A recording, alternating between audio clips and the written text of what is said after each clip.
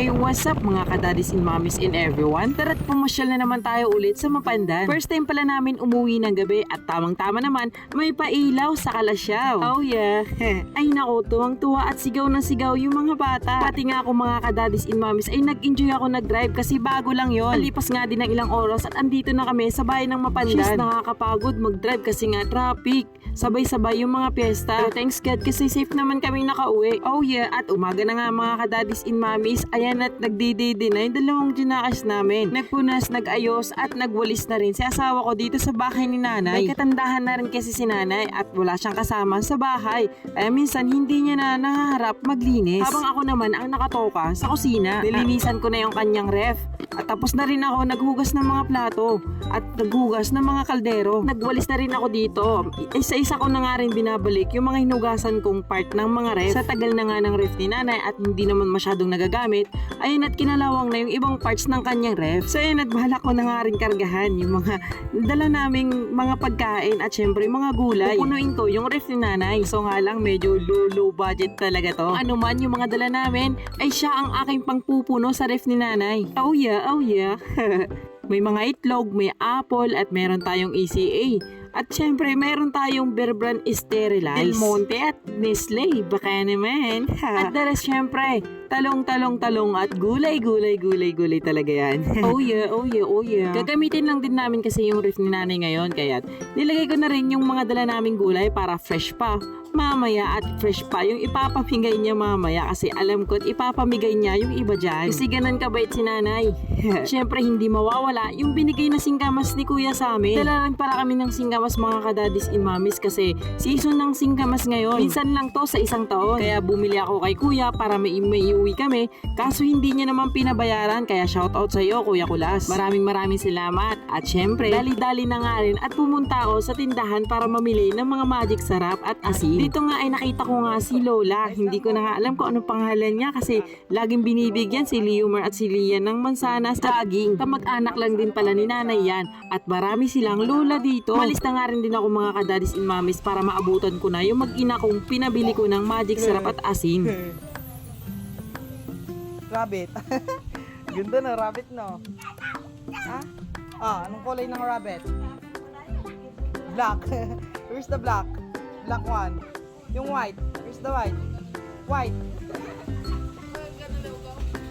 Hello, Lia. Hello, Nay. Kumusta? Okay lang. Matanda na. Eh, sa'yo yan? Wala. Ay, piga. Ano si? Ibabad ko lang na ito. Pwede makas? Wala. Hindi, meron. Pagkatapos nga namin bumili mga kadaddies, sa uwi na kami kasi magluluto pa ako ng aming almusal. At ito nga pala yung bahay ni nanay mga kadaddies and mommies. At yung mga manok na yan, hindi sa kanya yan.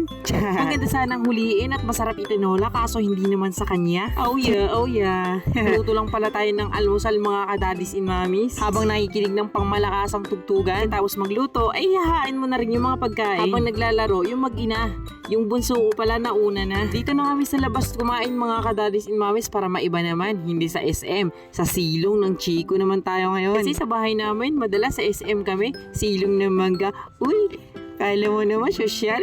At habang si asawa ko naman ay tinawag na si nanay. Ay tingnan nyo naman ang aking mga niluto. Meron tayong alaminos longganisa. Meron tayong singkamas. At meron tayong kamatis na may itlog. Siyempre hindi mawawala yung alamang at kamatis na may bawang. Ay sibuyas pala yan. At syempre yung tortang talong na kinuha sa kabinuangan. So yun at masasarap naman lahat yan. Ikaw, anong favorite mo dyan? Ako kasi, all of the above.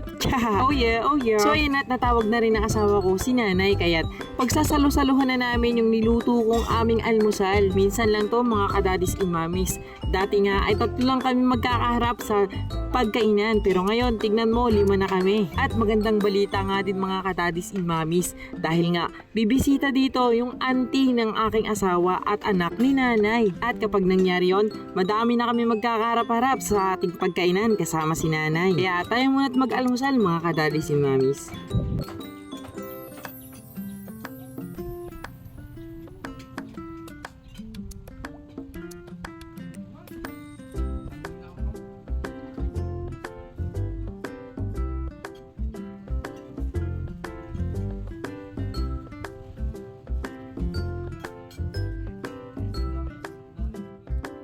yun nga mga kadadis and mamis, kailangan na namin magpaalam ulit kay nanay dahil nga may pasok pa bukas ang aking asawa. Malungkot at naiiyak talaga ako dito mga kadadis and mamis dahil nga mag-isa ulit dito ni nanay. Nasama naman namin siya pauwi kaso ayaw niya naman po talaga. Para naman sana may kasama siya kasi may sarili naman kaming bahay doon sa amin. Kaso hindi namin mapilit, ayaw niya talaga. Kapag may nahiram na sasakyan ulit at kapag may panggas ay uuwi ulit kami dito. At maraming salamat nga ulit at shoutout sa iyo paring Junel sa pagpapahiram mo ng iyong motor.